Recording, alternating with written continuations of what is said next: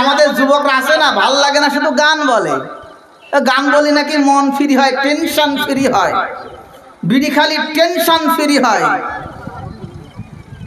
Tension free হয়, tension আরো বাড়িয়ে যাবে, বুকে ব্যথা জমবে। টেনশন দূর হয় না, টেনশন দূর হয় আল্লাহর পক্ষ থেকে। এজন্য যখন কোনো দুশ্চিন্তায় হতাশাগ্রস্ত হবেন, ওই সময় আপনি বেশি বেশি সুবহানাল্লাহ, আলহামদুলিল্লাহ এটা পড়বেন।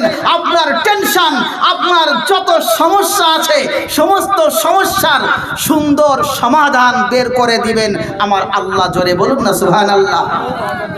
এটা সমস্যা দূর হবে। আর নাম্বার 2, মান ক্বালা সুবহানাল্লাহ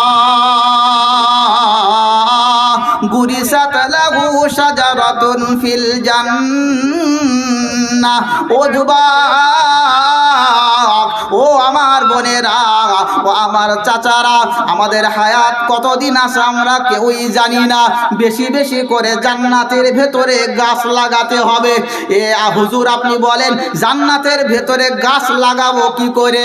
ভাইরা শুনে নেন, আল্লাহ পাকের নবী জানায়া দেন, মান ক্বালা, মান মানে হলো যেই ব্যক্তি, ক্বালা মানে বলল, যেই ব্যক্তিটা বলল সুবহানাল্লাহ, সুবহানাল্লাহ বলল, গুরিসাত মানে লাগানো হবে, লাহু মানে তার জন্য, শাজারাতুন মানে গাছ, ফি মানে মধ্যে, জান্নাত মানে জান্নাত।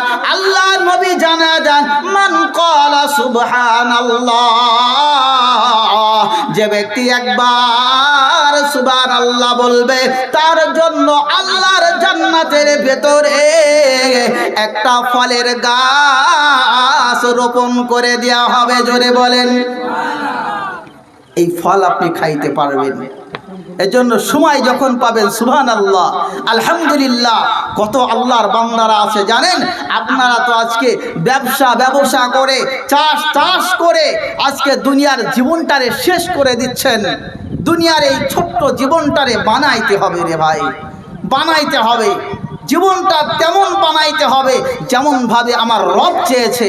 তুমি যেভাবে চাও সেভাবে বানাইলে হবে না। আমার রব যেভাবে চেয়েছে সেইভাবে যদি জীবনটারে বানাইতে পারো দোস্ত, এই জীবনটা তোমার গোলাপ ফুলের চাইতেও দামি হবে। এই জীবনটা সোনার চাইতেও মূল্যবান হবে।